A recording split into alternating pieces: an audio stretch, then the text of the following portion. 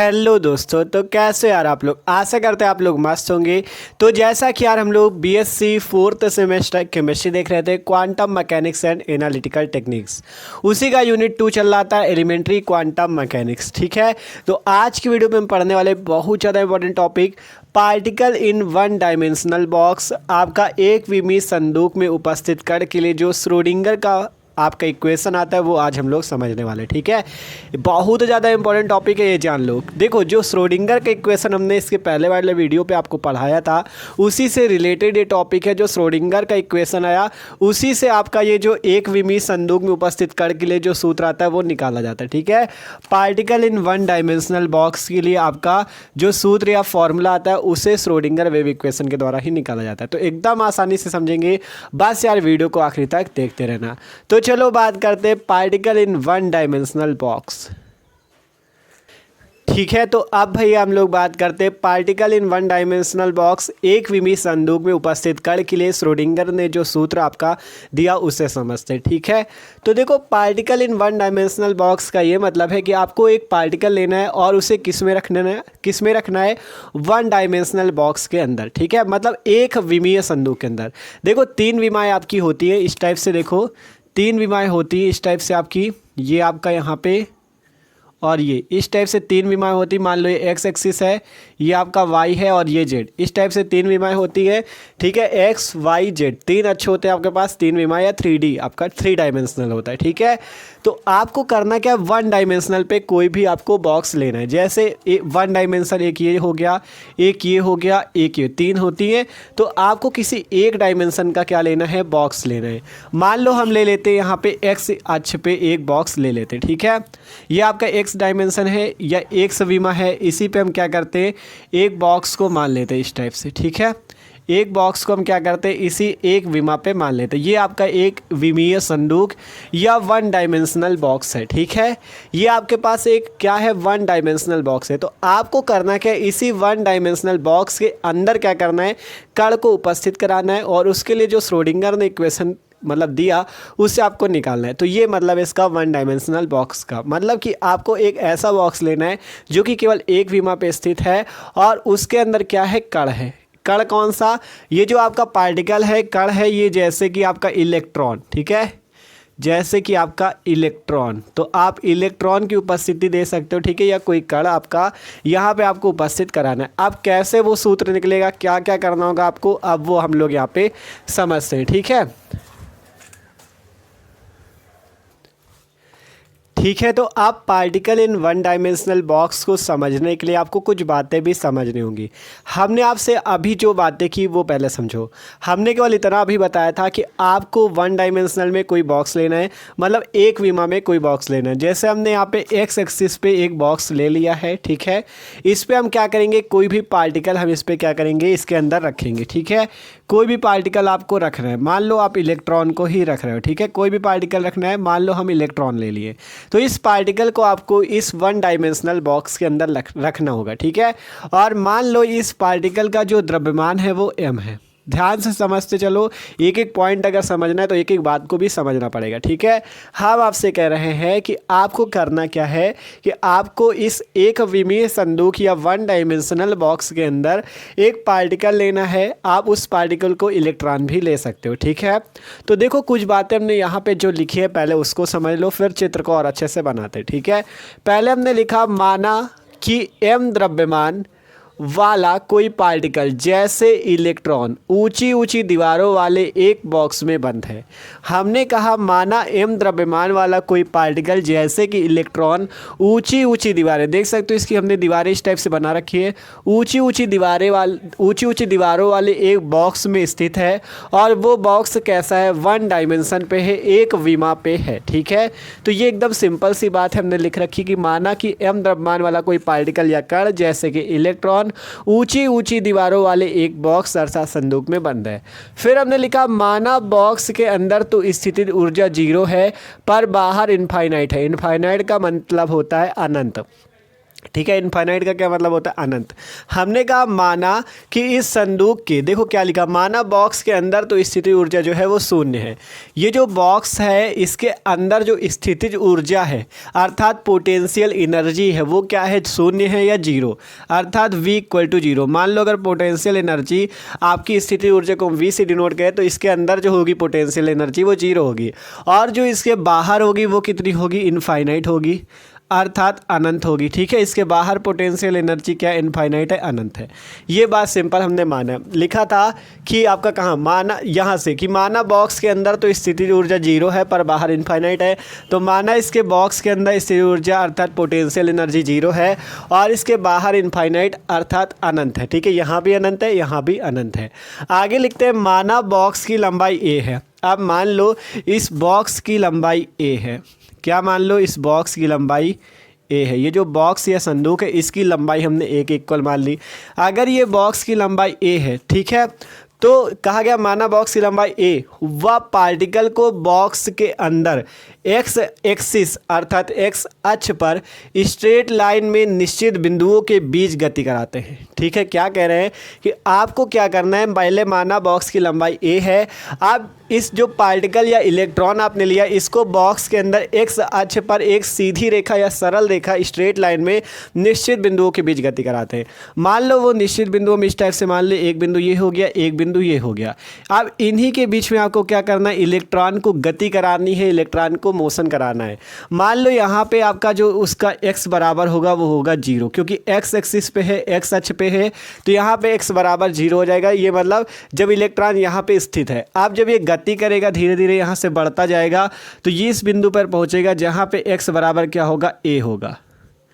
ठीक है, इस बिंदु पर x बराबर क्या होगा? a। x बराबर क्यों हो रहा है? क्योंकि ये x अक्ष पे स्थित है बिंदु। ठीक है, दोनों बिंदु आपके x अक्ष पर स्थित हैं और इन्हीं दोनों बिंदुओं के बीच मान लो हम ये जो पार्टिकल लिए हुए हैं इसी को क्या कर रहे हैं? गति करा रहे हैं इसके अंदर। ठीक है, इसी पार्टिकल को हम क्या कर रहे हैं? यहाँ पे गति करा रहे हैं। एक एक बात समझनी है तो यार समझना, वो पूरा आप समझो इसे। ठीक है, जो हम यहाँ पे लिखे हुए हैं, पहले हमने लिखा था कि माना कि m द्रव्यमान वाला कोई पार्टिकल जैसे कि इलेक्ट्रॉन ऊंची ऊंची दीवारों वाले एक बॉक्स में बंद है। देख सकते हो इस पार्टिकल को हमने ऊंची ऊंची दीवारों वाले एक बॉक्स या संदूक में बंद कर रखा है।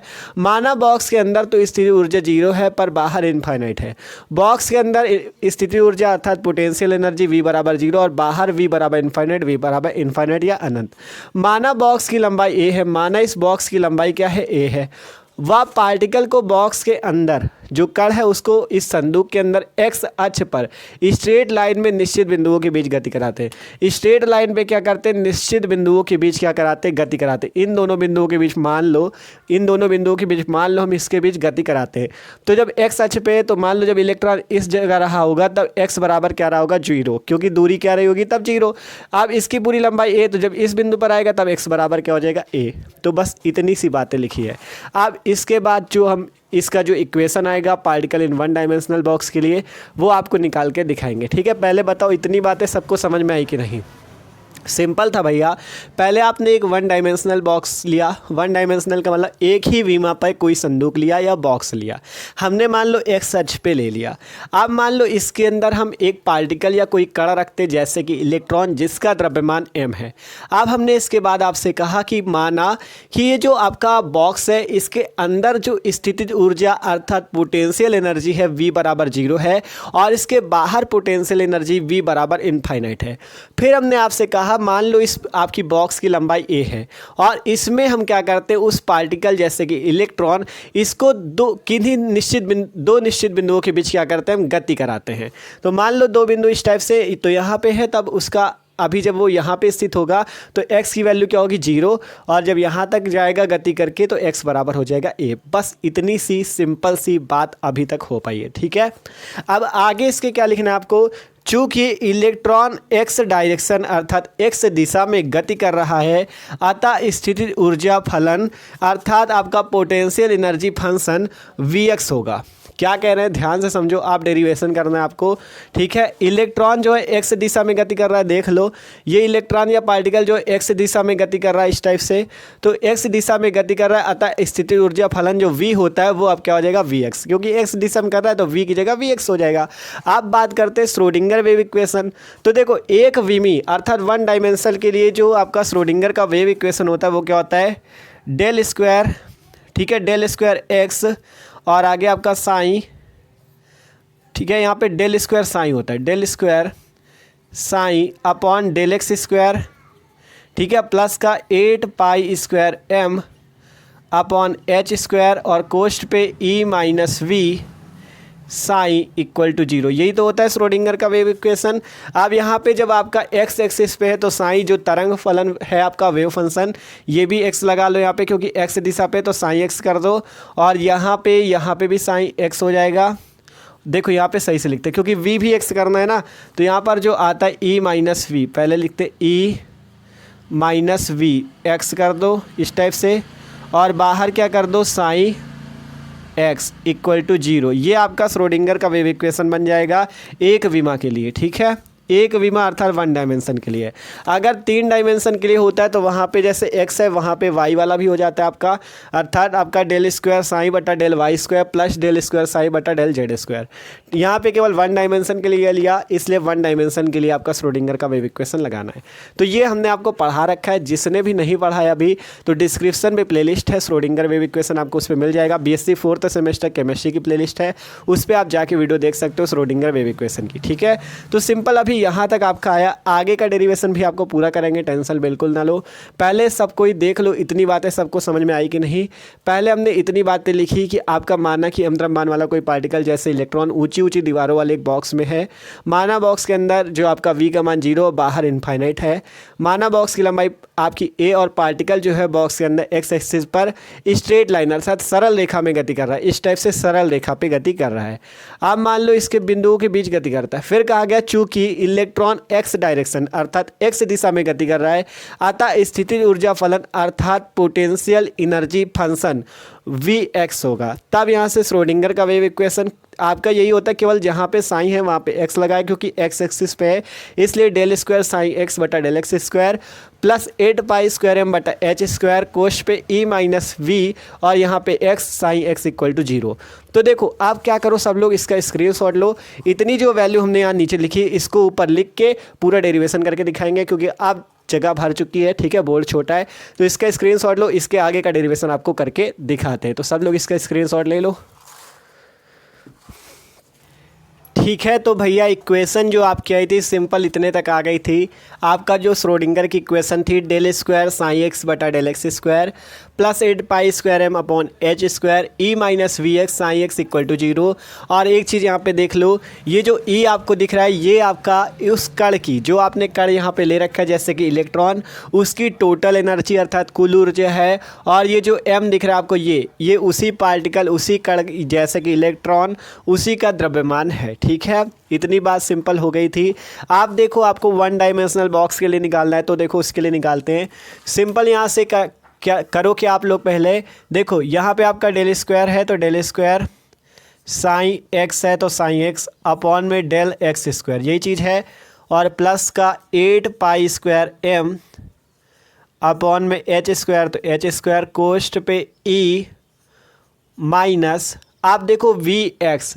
अब आपको पता है वन डायमेंशनल बॉक्स के लिए जो बॉक्स के अंदर जो आपकी क्या होती है पोटेंशियल एनर्जी अर्थात स्थितिज ऊर्जा, वो क्या होती है 0 होती है। तो आपको यहाँ पे Vx की जगह क्या रख देना है 0, क्योंकि आपको पता है बॉक्स के अंदर आपकी जो पोटेंशियल एनर्जी स्थितिज ऊर्जा होती है वो 0 होती है, हमने आपसे बताया था। तो वही चीज़ यहाँ पे Vx की वैल्यू 0 हो जाएगी। आगे क्या बचा साई एक्स इक्वल टू 0। देख लो ध्यान से, किसी को कोई दिक्कत नहीं होनी चाहिए। Simple del square psi x बटा del x square plus 8 pi square m बटा h square E minus V x की वैल्यू 0 क्यों हुई, क्योंकि एक विमीय संदूक के अंदर जो उपस्थित कण है उसकी स्थिर ऊर्जा को हमने शून्य माना था और बाहर अनंत माना था, ठीक है, यही बात थी। तो यहाँ पे सिंपल इसलिए 0 हो गई, ठीक है। अब आगे देखो, इतना होने के बाद सिंपल केवल वी एक्स की वैल्यू 0 रखिए। अब सॉल्व करो इसे, यहाँ से हो जाएगा डेल स्क्वायर साई एक्स बटे में डेल एक्स स्क्वायर प्लस यहाँ पे 8 पाई स्क्वायर m और फिर आगे e बटे h स्क्वायर और आगे साइन x इक्वल टू 0। देख लो ध्यान से, डेल स्क्वायर साई एक्स बटा del x square plus 8 pi square m, इसका e के साथ भी गुणा हो गया तो e बटा h square psi x equal to 0। आप देखो यहाँ पे जो ये वैल्यू है 8 पाई स्क्वायर m e बटा h स्क्वायर, इसकी जगह आप क्या लिख सकते हो, 8 पाई स्क्वायर m e बटा h स्क्वायर की जगह आप लिख सकते हो k स्क्वायर, जहाँ ये k स्क्वायर एक स्थिरांक होता है। ठीक है, k स्क्वायर क्या होता है, एक प्रकार का स्थिरांक होता है। आप लिख देना यहाँ पे, जहाँ 8 पाई स्क्वायर एम ई बटा एच स्क्वायर इक्वल टू के स्क्वायर, जहाँ के स्क्वायर आपका स्थिरांक है। तो सिंपल इसकी जगह आपको क्या लिख देना, के स्क्वायर। तो यहाँ पर से क्या आ जाएगा आपका, del square psi x upon में डेल एक्स स्क्वायर और प्लस का इसकी जगह के स्क्वायर रख देंगे तो k square psi x equal to 0। इसे इक्वेशन 2 पर कह सकते हो। ठीक है, यही आपका श्रोडिंगर का इक्वेशन आ जाएगा वन डायमेंशनल बॉक्स के लिए। लिख सकते हो यही वन डायमेंशनल बॉक्स के लिए श्रोडिंगर इक्वेशन है। वन डायमेंशनल बॉक्स के लिए इक्वेशन है। ठीक है, वन डायमेंशनल बॉक्स के लिए इक्वेशन है। ठीक है, ये सिंपल सी इक्वेशन आती, देख सकते हो, del square psi x upon में del x square plus k square psi x equal to 0। यही आपकी वन डायमेंशनल बॉक्स के लिए इक्वेशन आती है। ठीक है, एकदम आसान थी यार, देख सकते हो। ठीक है, सिंपल इतना आ गया है आपका ये। ठीक है, यही वन डायमेंशनल बॉक्स के लिए इक्वेशन है। आप देखो ये जो आपका आई है इक्वेशन, इसे एक टाइप से आप और लिख सकते हो। जिसने देखो मैथ ली थी, मैथ पढ़ा है, उसको पता है अवकल समीकरण डिफरेंशियल इक्वेशन के बारे में। ठीक है, तो देखो जैसे ये आपका डेल स्क्वायर लिखा है, तो यहाँ पे जो डेल स्क्वायर लिखा है इसे आप डी स्क्वायर मान सकते हो, डी स्क्वायर एक्स अपॉन में डी एक्स स्क्वायर। ठीक है, मतलब डी स्क्वायर वाई अपॉन में d x square, d square y upon में डी एक्स स्क्वायर। ये सेकेंड ऑर्डर का आपका डेरिवेटिव होता है। तो वही चीज़ यहाँ पे डेल स्क्वायर डेल आपका साई एक्स बटा डेल एक्स स्क्वायर, तो सेकेंड ऑर्डर का आपका क्या हो जाएगा, अवकल समीकरण, जिसके लिए आप क्या कर सकते हो, इसका कुछ हल लिख सकते हो। तो वो क्या लिख सकते हो वो भी आपको बता देते हैं। तो देखो जो ये चीज़ है वो आप यहाँ पर लिख लो और नीचे आपको लिख के दिखा देते हैं। यहाँ पे लिख देना, यही वन डायमेंशनल बॉक्स के लिए इक्वेशन है। डायमेंशनल बॉक्स के लिए इक्वेशन है। ठीक है, ये चीज़ आप यहाँ पे लिख लो और यहाँ पे जो हम आपसे कह रहे हैं वो आपको करके दिखा देते हैं। ठीक है, यहाँ पे लिखते हैं या द्वितीय कोटि या सेकंड ऑर्डर, यह सेकंड ऑर्डर का डिफरेंशियल इक्वेशन या अवकल समीकरण है। डिफरेंशियल इक्वेशन है। ठीक है, ये सेकेंड ऑर्डर का डिफरेंशियल इक्वेशन अर्थात अवकल समीकरण है। ठीक है, ये सेकेंड ऑर्डर का जब डिफरेंशियल इक्वेशन है, अतः इसका निम्न हल होगा। लिख दो, यहाँ पे पहले लिखा कि यह सेकेंड ऑर्डर अर्थात द्वितीय कोटि का अवकल समीकरण है, अतः इसका निम्न सॉल्यूशन होगा या हल होगा। ठीक है, निम्न हल होगा। निम्न हल होगा, क्या होगा वो हमें यहाँ पे लिखे दे रहे हैं। देखो छोटा छोटा लिख रहा है तो थोड़ा सही समझना। देखो इसका फलन क्या था, साइन एक्स, तो यहाँ पे आएगा sine x equal to A cos के।